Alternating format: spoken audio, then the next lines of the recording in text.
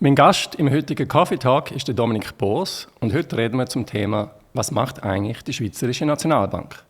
Mein Name ist Felix Niederer und ich bin Gründer und CEO von TrueWealth. Hallo Dominik, vielen Dank, dass du heute Gast bei uns im Coffee Talk bist. Hallo Felix, danke, dass ich da sein darf. Dominik, du bist Dozent am Institut für Wealth and Asset Management an der ZHAW, der Zürcher Hochschule für angewandte Wissenschaften.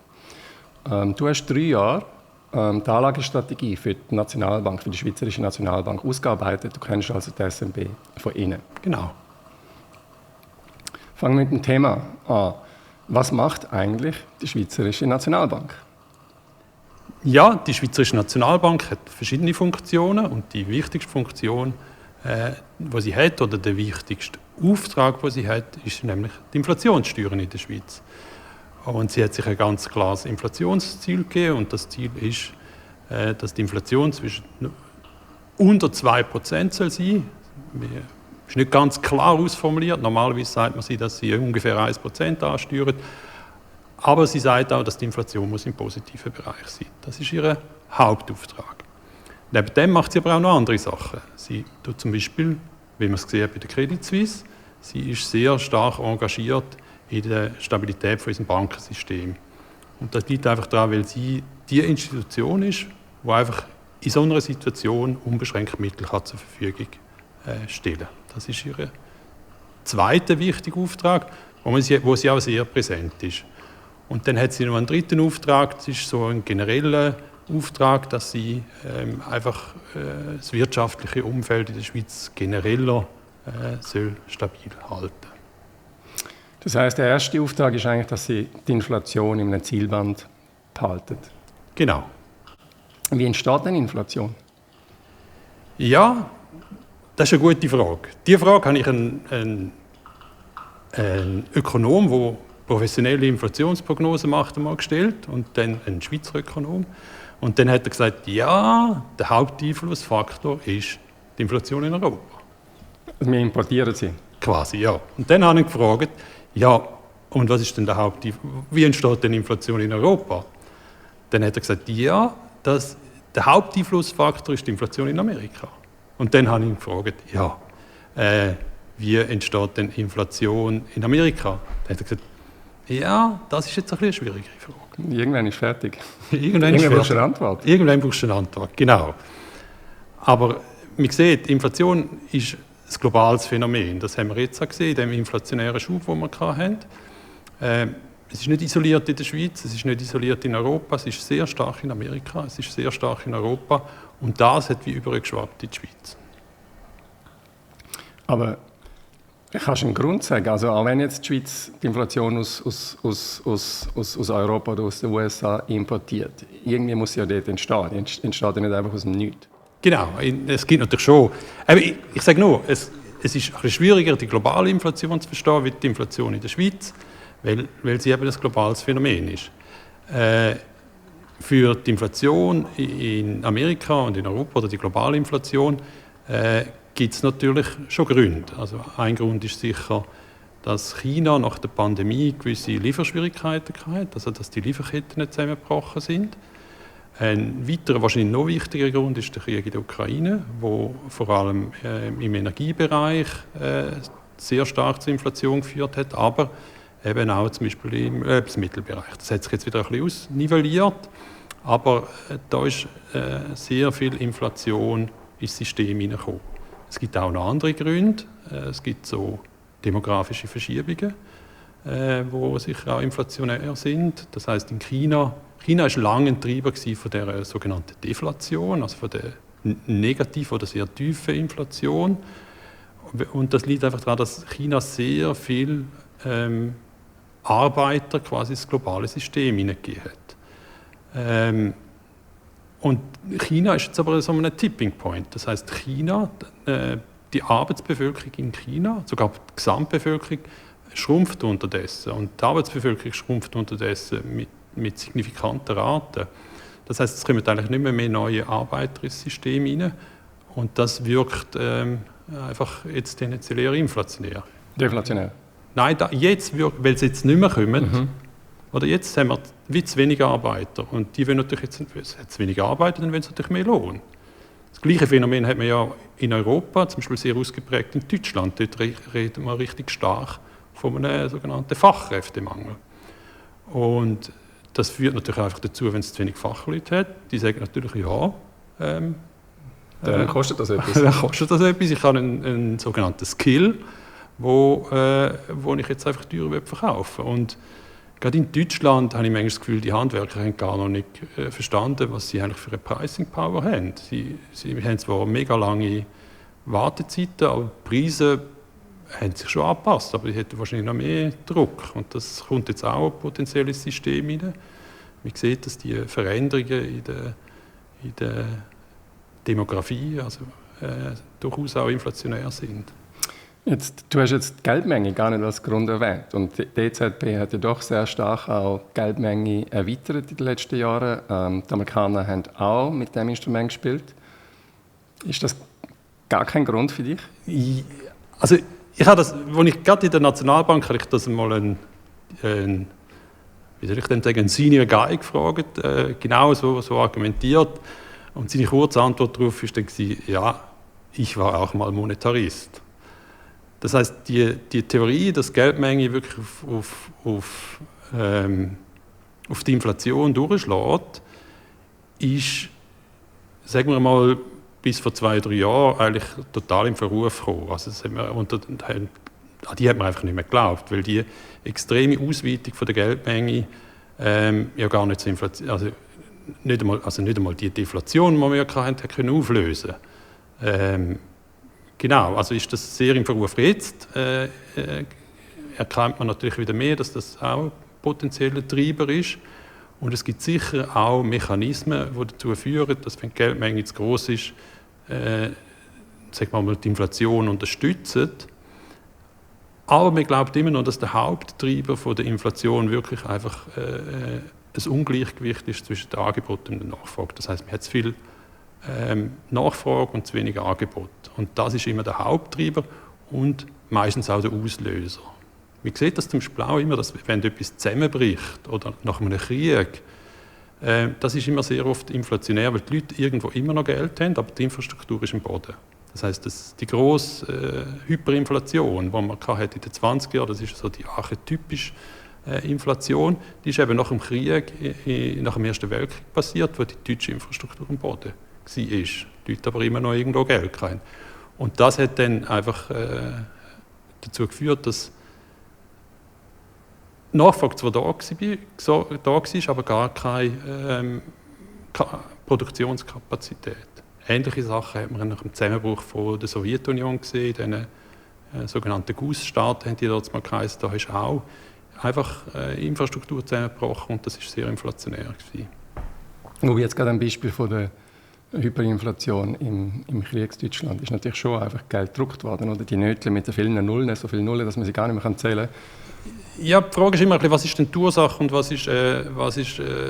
beschleunigt es? Es gibt auch Theorien, die sagen, ja, man hat einfach die Geldnachfrage nur bedient. Man kann sie natürlich abstellen, aber dann bricht das System vielleicht zusammen. Das ist so ein bisschen unklar. Aber der Auslöser, ich sage nicht, dass es keine Rolle spielt. Das ist so, aber ich glaube, so ganz alleine ist es wahrscheinlich wirklich eher unklar. Aber eben, der Ökonom, den ich gefragt habe, der weiß auch nicht so genau, wo die Inflation herkommt. Und wieso soll ich das so genau wissen? Ja, also,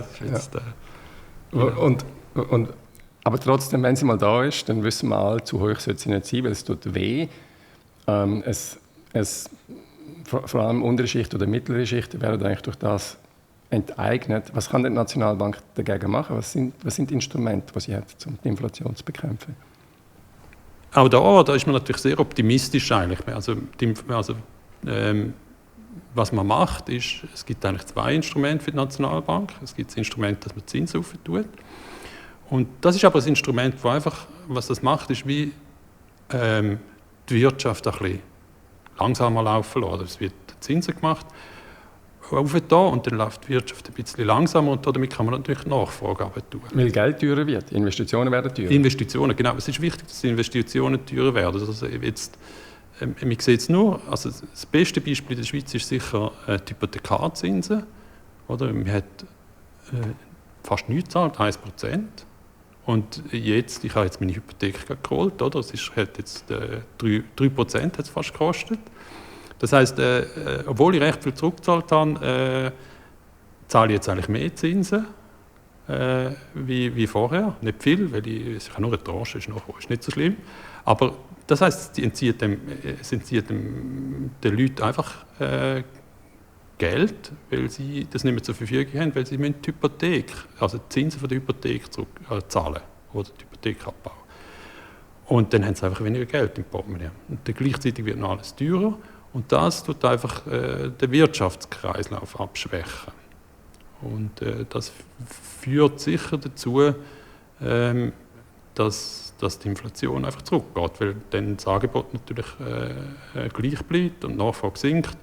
Und dann hat man wieder eine Nivellierung vom Ganzen. Das ist natürlich eine schmerzhafte Kur. Oder? Einerseits für Unternehmen, wenn Geld teurer wird für Investitionen, können sie auch wenig investieren, was natürlich extrem schade ist, wenn man eigentlich könnte. Und wenn Skills, wie du gesagt hast, sind da, man könnte Sachen machen. Aber natürlich auch für Privatpersonen, du und ich, unsere Zuschauerinnen, wenn sie wenig Geld im Portemonnaie haben, das spürt man irgendwann, tut irgendwann weh. Gibt es nicht eine einfache Möglichkeit, die Inflation wegzumachen, ohne dass es weh tut? Nein, es tut einfach weh. Es ist einfach, und das ist übrigens genau so der Grund, wieso das Inflation so schwierig ist. Oder Inflation betrifft immer 90% der Leute, und zwar die untersten 90%. Das sind relativ viele. Oder? Und Arbeitslosigkeit zum Beispiel betrifft immer nur einen sehr kleinen Teil der Gesellschaft. Das heisst, wenn man Inflation im System hat, ist das politisch auch immer sehr, sehr schwierig, weil eben so viele Leute davon betroffen sind. Und das führt immer auch ist das einfach politisch schwierig. Man sagt, die Regierung ist schuld, in Amerika sagt man, ja, ihr habt die Inflation nicht im Griff und so weiter und so fort. Und das führt einfach zu einer sehr breiten Unzufriedenheit, wohingegen jetzt Arbeitslosigkeit eher in einem kleinen Segment zu Unzufriedenheit führt, aber die haben dann halt einfach nicht so viel Macht. Und darum ist eben Inflation auch so zersetzend für eine Gesellschaft. Darum ist es auch wichtig, dass man sie rausbringt. Für den gesellschaftlichen Zusammenhang ist wichtig, dass man die Inflation nicht zu lange höher hält. Ja, genau. Ja. Was machen denn die 10%, die obersten 10%? Ja, die haben auch genug Geld, dass sie nicht so drauf schauen. So meinst du? Ja, genau. Es gibt natürlich Leute, die sind typischerweise natürlich auch verstärkt in Realwert investiert. Die haben zwar jetzt auch gelitten, oder zumindest der letzte haben sie gelitten, aber die haben einfach nicht, die sind nicht beschränkt durch das. Also die haben genug Geld, was sie ausgeben. Sie müssen jetzt nicht ihre Gewohnheiten ändern. Und da gibt es natürlich eben, gibt's alles. Oder die natürlich relativ wenig verdienen, denen schlägt es als erst rein. Die grosse Hypothek haben, die müssen jetzt auch schauen. Es geht jetzt so ins System hinein langsam. Und es gibt sicher eine dämpfende Wirkung. Jetzt haben wir in der Schweiz ja eigentlich schon ein bisschen Inflation, aber wenn man es vergleicht mit Europa oder was wir in den USA gesehen haben, eigentlich einiges weniger. Also die Inflation in der Schweiz ist doch tiefer als in Europa oder in Großbritannien. Macht dort die SNB irgendetwas anderes? Oder was ist der Grund, dass wir in der Schweiz tiefe Inflation haben? Also die SNB macht bei der Inflationsbekämpfung sicher einen guten Job, weil sie in erster Linie, was sie gemacht hat, ist, sie hat den Wechselkurs gestärkt. Also, das heisst, man hat in Europa, im umliegenden Ausland, hat man ungefähr 10% Inflation gehabt. Und gleichzeitig hat aber die Nationalbank den Euro etwa um 10% abgewertet, also den Franken eigentlich aufgewertet, so muss man sagen. Und das gleicht sich ja das wieder aus. Das heisst, es kommt eigentlich fast keine Inflation wird importiert, weil man eben über den Wechselkurs gesteuert hat. Dann hat sie eben die Abschwächung über Zinsen gemacht, die wir auch vorher kurz besprochen haben. Und dann gibt es aber noch andere Gründe, strukturelle Gründe. Und zwar, in der Schweiz ist einfach alles ein bisschen teurer. Das wissen wir ja.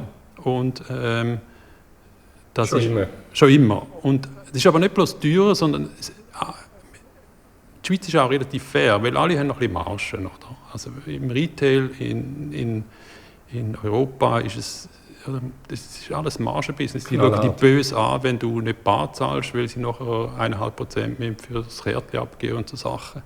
die Margen sind extrem dünn. In vielen, gerade in Deutschland, in anderen europäischen Ländern im Retail-Bereich. Bei uns ist überall ein bisschen Marge drin. Das heisst aber auch, dass man die Inflation ein bisschen abfedern kann. Also man muss nicht gerade dann, wenn man 2% Teuerung hat beim Einkaufen, muss man die gerade weitergeben. Das ist sicher ein Grund. Und der zweite wichtige Grund ist, wir haben sehr viele administrierte Preise. Das Wichtigste ist, glaube ich, das mit den Mieten eigentlich. Da gibt es den sogenannten Referenzzinssatz und an dem richtet sich nachher mögliche Mieterhöhungen aus. Und da hat man jetzt zwar erhöht, aber eigentlich so gerade, ich würde jetzt mal sagen, gerade so der Grenze von dem, was noch zulässig ist, wahrscheinlich zulässig war, dass man ihn nur so wenig erhöht hat, aber eigentlich nach dem Standard hätte man ihn vielleicht ein bisschen mehr müssen erhöhen. Es kommt jetzt vielleicht auch nochmal eine Erhöhung und das kommt jetzt aber auch ein bisschen verzögert, oder? Das ist ein administrierter Preis. Ein anderer ist die Energieversorgung, der Strom. Oder der Strompreis für 2022, dort wo die Inflation in Europa am grössten war, ist in der Schweiz ist der für ein Jahr festgelegt worden. Und der ist festgelegt worden, aber im September 2001. Das heisst, der war dann fixiert für das ganze Jahr, und zwar für alle Konsumenten in der Schweiz. Und erst im 2023 hat man dann den ein bisschen angepasst, aber dort war eigentlich der Energieschub schon wieder ein bisschen abgeschwächt gewesen. Das heisst, man hat die Energiepreise wie so ein bisschen rausgepuffert. Das ist auch ein Grund. Das heisst, die strukturellen Unterschiede, die wir in der Schweiz haben im Vergleich zu Europa, die dämpfen die Welle von Inflation und wieder Anpassung von Inflation. Also es geht alles ein bisschen langsamer. Es geht alles, also es ist wahrscheinlich auch weniger stark, weil man mit der Währung gearbeitet hat. Und es geht auch alles ein bisschen langsamer. Meine letzte Frage. Werden die Nationalbank, jetzt nicht nur die Schweizer Nationalbank, aber vielleicht die EZB und das Fed in den USA, werden sie erfolgreich sein mit der Bekämpfung der Inflation? Ja, also es ist ja wichtig, dass du das Fed ist, weil die sind ja am Schluss relevant, weil es kommt ja von dort, oder? Aber man sieht natürlich gewisse, ich habe vorher schon gesagt, dass mit der Demografie, das ist ein wichtiger globaler Faktor, wo einfach reinspielt, oder? Wo preistreibend ist. Wo jetzt preistreibend ist, wo aber lange nicht deflationär, also negativ preistreibend. Also es sind sehr viele Arbeiter in China sind in die globalisierte Wirtschaft hineingeströmt, auch aus Osteuropa übrigens, das ist auch sehr viel, oder? In den 90er Jahren, da ist sehr viel Arbeitskraft in globalen Märkte hineingeströmt. Und das kehrt sich jetzt relativ rasant um. Es gibt zwar schon noch Länder, die die Chance hätten, dass sie jetzt eine positive Demografie haben. Indien, Afrika, auch gewisse arabische Länder. Aber es langt natürlich nicht nur, wenn man die Leute hat. Man muss natürlich auch das Umfeld muss natürlich auch stimmen, dass die nachher auch in globale Märkte eintreten. Das sieht man im Moment noch nicht. Das heisst, man hat da eigentlich wirklich so einen richtigen starken Gegenwind, wo einfach inflationär treibt oder treibend ist. Der andere wichtige Punkt ist auch der Fachkräftemangel, haben wir vorher schon diskutiert. Und da, gegen diese zwei Sachen können die Nationalbanken oder beziehungsweise Fed, Zentralbanken können eigentlich nichts machen. Die sind jetzt einfach da. Und was sie eigentlich nur können, sie können so eben, das was wir gesagt haben, konjunkturell können sie etwas machen, können der Wirtschaft einen Dämpfer geben. Es gibt Leute, die sagen, das Einzige, was die Nationalbank kann, ist Rezession, oder? Und das ist jetzt nicht, sagen wir mal, es ist nicht komplett falsch. Es ist könnte vielleicht schon noch. Es tönt böse. Ja, es tönt böse, aber es ist jetzt nicht.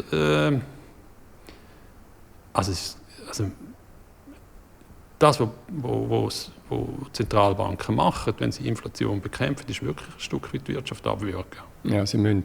Sie müssen. Das ist der einzige Kanal, den sie haben. Und gegen die strukturelle Inflation, die wir vorher angeschaut haben, kann sie eigentlich nicht viel machen. Das heisst, jetzt gibt es natürlich auch ein bisschen Gefahr, dass man die strukturelle Inflation quasi mit so einer konjunkturellen Abschwächung bekämpft. Und ob das eine gute Lösung ist, da wage ich jetzt mal keine Prognose. Dominik, vielen Dank für das Gespräch. Es war sehr interessant. Mich hat gefreut, es war sehr schön hier. Danke. Liebes Publikum, vielen Dank auch fürs Reinschauen. Bis zum nächsten Mal.